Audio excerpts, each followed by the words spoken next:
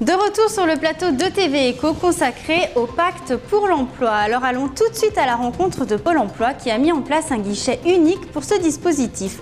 Nous rencontrerons ensuite Pierre-Jean Wilson, le gérant de la société Will Jardin qui a pu, grâce à ce pacte, embaucher plusieurs jeunes. Mais avant, direction Paris où le président du MEDEF Guadeloupe, Bruno Blandin, a pu parler de cette initiative avec Pierre Gattaz, le président du MEDEF national. On veut recréer de l'emploi, ce qui est, je crois, l'objectif de tout le monde. Eh bien, si on veut créer de l'emploi, il faut aller chercher de la croissance. La croissance, les acteurs locaux peuvent la faire, peuvent la trouver par tous ces secteurs à développer. Il faut faire confiance aux entrepreneurs, il faut continuer de baisser les charges, bien sûr, et la complexité administrative qui est délirante. Si vous voulez appliquer le droit français et le droit européen sur, je dirais, ces territoires-là, c'est les asphyxier de plus en plus. Donc de deux choses l'une, soit on finit de les oublier, le chômage va exploser, c'est d'une tristesse absolue, soit on dit prenons notre destin en main. C'est pour ça que depuis 2 ans, 3 ans maintenant, avec les territoires d'outre-mer, avec les entreprises, les entrepreneurs d'outre-mer, eh bien, nous avons développé ce document qui est une vraie vision, un dessin, une ambition pour ces territoires. À 10-20 ans, on peut tout faire, on peut tout réussir, on peut tout créer, il y a plein de choses à faire, on a tous les atouts. Il y a eu quelques expérimentations, comme en Guadeloupe, d'après ce que j'ai compris, sur des plans d'embauche de jeunes qui ont marché, qui fonctionnent. Donc transposons ces choses qui fonctionnent. Et je crois que allons chercher la croissance et quand vous aurez la croissance, vous aurez l'emploi. Voilà. J'ai beaucoup d'admiration pour l'entrepreneuriat ultramarin. Ce sont des gens, si vous voulez, qui sont quand même loin de tout, qui se battent localement, qui se battent contre des mesures administratives, une bureaucratie qui est dingue. Et si vous voulez, moi j'ai beaucoup d'admiration pour ces gens-là. Ils se battent toute la journée pour garder de l'emploi, pour en créer. Et c'est pour ça que c'est quand même intéressant de leur passer la parole et que ça fait 2 ans, 3 ans avec eux. Ils ont plein d'énergie, ils ont plein d'enthousiasme, plein d'optimisme. Ils savent tout le potentiel qu'ils ont sur leur territoire, si vous voulez. Et je trouve que c'est d'une tristesse absolue, c'est un gâchis innommable ce qui se passe. Mais d'une façon générale en France, il faut repartir à la conquête du monde, il faut repartir à la conquête du futur, en donnant, je dirais, la confiance à ces entrepreneurs. Et puis les écouter lorsqu'ils disent, comme en Guyane, on attend, ça fait 3 ans ou 4 ans qu'on attend le cabis dématérialisé. Le cabis, c'est pour créer votre entreprise. Eh bien, tout le monde est d'accord, sauf que ça ne se fait pas. Comment ça se fait que ça se fait pas? Il y a des choses, si vous voulez, voilà, il faut les faire rapidement, c'est des choses concrètes. Il faut écouter ces entrepreneurs pour qu'ils se développent, voilà. Et faire un plan, une vision, encore une fois, de conquête de ces territoires. Le pacte pour l'emploi a débuté à la fin de l'année 2015. C'est un pacte signé entre l'État, la région, le département et l'UDE-MEDEF avec un rôle important de Pôle emploi.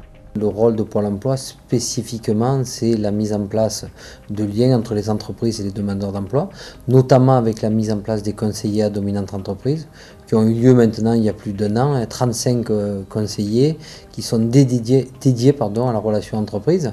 Et effectivement, ce qui a bénéficié largement au pacte, puisque ça s'est mis en place en même temps. Il y a plusieurs cas et plusieurs situations. Soit l'entreprise arrive avec le jeune et dans ces cas-là, on aide éventuellement au recrutement et on fait avec l'entreprise le contrat aidé pour permettre le pacte.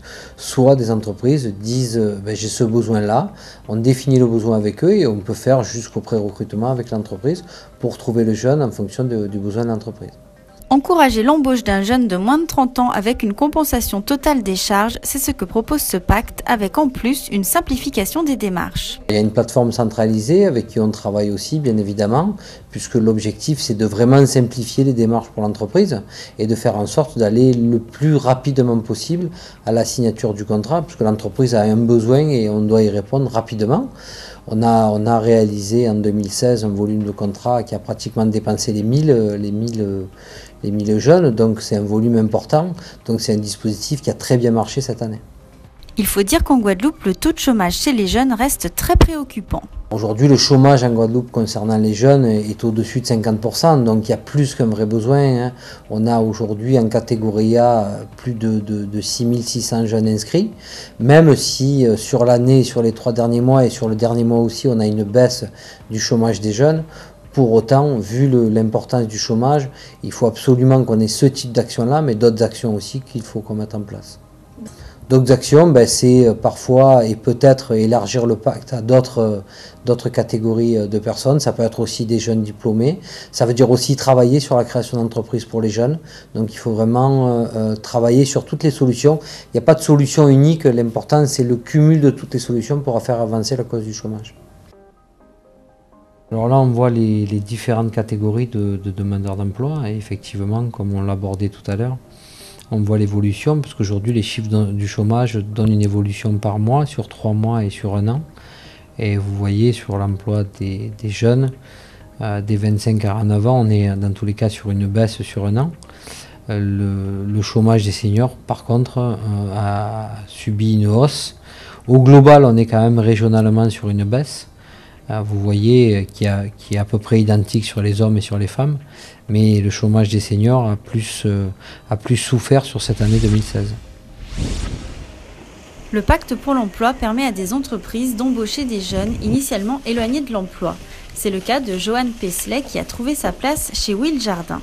Après les études d'école, je suis passé au RSMA. J'ai fait 7 mois en RSMA en tant que soudeur. Puis, après avoir terminé mon RSMA, j'étais dans une formation à Formelec, c'est à Jarry. J'ai fait 6 mois et malheureusement, c'est toujours dans le même domaine de soudeur et tout. C'est un CAP, bien j'ai raté mon diplôme. Puis j'ai été autre part en faisant des recherches d'emploi et tout. Puis j'ai croisé M. Wilson. Et il m'a fait un entretien en tant qu'essai. Après, j'ai pu réussir. Et c'est là où j'ai obtenu un CDD d'1 an. Et par la suite, je verrai ce que ça va donner. Son patron, Pierre-Jean Wilson, a été séduit par la facilité des démarches, mais pas seulement. Le pacte pour l'emploi, c'est vrai que je me suis renseigné à Pôle emploi. C'était pour recruter 2 personnes. Et moi, je ne savais pas que ça existait. Et puis, ils m'ont conseillé, ils m'ont expliqué. Il faut aller voir l'initiative de jeunes à Jarry, on va dire la région. Et puis, c'est comme ça. C'est pas compliqué parce qu'on vous donne des renseignements bien précis. Et il y a des accompagnements après. C'est pas compliqué. Il faut juste suivre l'instruction. Grâce à ce dispositif, il a pu embaucher 2 jeunes, l'un en CDD et l'autre en contrat d'apprentissage. Je viens d'arriver il y a 2 semaines puisque j'ai commencé un apprentissage avec le lycée agricole. Donc je cherchais un employeur et je suis tombé sur lui et ça se passe bien. Moi j'ai 23 ans et auparavant je faisais rien en fait parce que les études ça s'est un peu mal passé, donc j'ai repris sur un bon pied en fait, on va dire. Comment dire, on ne peut pas rester sans rien faire, c'est clair, et voilà, il faut faire quelque chose de sa vie quand même. C'est bien, c'est pas mauvais, ça donne un petit coup de main, et puis surtout pour les jeunes quoi. Ça donne surtout parce que les jeunes, ça les empêche de rester, par exemple, surtout maintenant pour employer c'est compliqué, surtout quand on est responsable d'entreprise.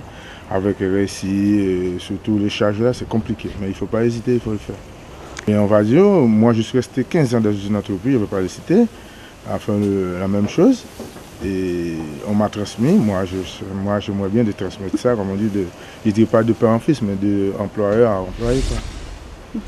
C'était ETV Éco, merci de nous avoir suivis. On se retrouve très prochainement pour un nouveau numéro. À bientôt.